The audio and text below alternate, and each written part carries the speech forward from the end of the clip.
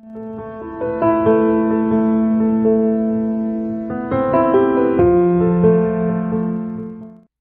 vous donnez du lait artificiel à votre enfant ou que vous le complétez avec du lait artificiel, on vous a mis, en 6 juin avec cette vidéo, un document du CHUV et de la Société suisse de pédiatrie qui explique très bien comment procéder à la préparation des biberons. Lisez-le attentivement. C'est pas si simple que ça. Enfin, quand on a l'habitude, c'est simple, mais au début, il faut juste se remettre dans les proportions et suivre aussi les recommandations de votre pays pour savoir si on a le droit d'utiliser de l'eau du robinet ou si on n'a pas le droit d'utiliser de l'eau du robinet. En Suisse, on peut tout à fait utiliser de l'eau du robinet.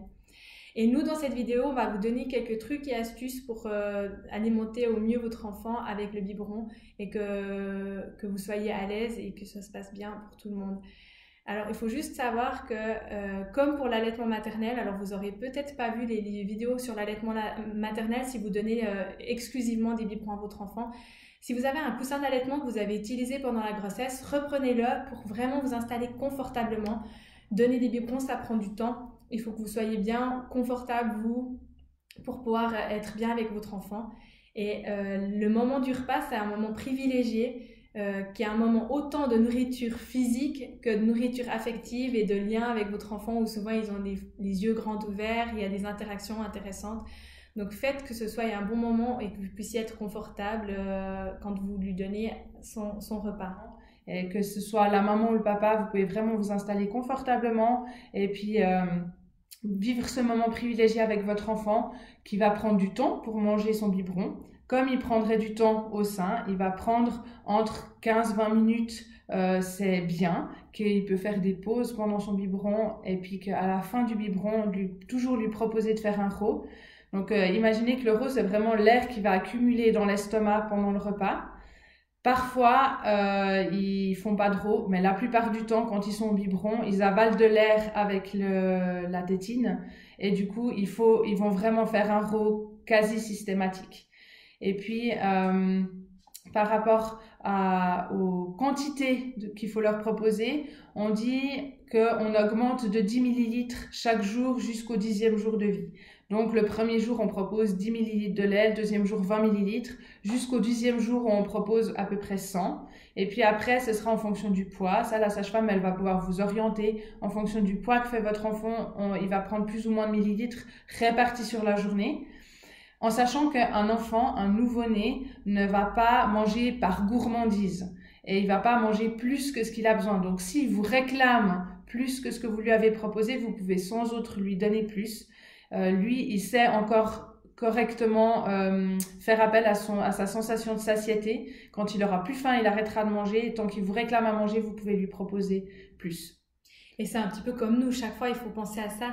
Des fois on a très faim, des fois on a moins faim. Donc c'est pas grave, avec le biberon vous pouvez contrôler les quantités. Et des fois ça pourrait être tentant de se dire « Ah ben hier il avait pris tant, puis aujourd'hui il prend un peu moins, qu'est-ce qui se passe ?» Rappelez-vous, c'est comme nous, il y a des jours où on a très faim, des jours où on n'a pas très faim. Et puis eux c'est pareil. Donc accepter cette flexibilité et puis vous lui proposez des biberons, au bout d'un moment vous savez la quantité qu'il prend, des fois il le finit, des fois il le finit pas et puis au début vous allez peut-être devoir donner des compléments parce que vous avez sous-estimé sa faim. Et puis une chose qui peut aider les parents qui du coup donnent que des biberons, c'est de préparer la quantité de lait qui va être nécessaire pour toute la journée ou des fois pour toute la nuit parce qu'on n'a pas envie de commencer à préparer des biberons au milieu de la nuit.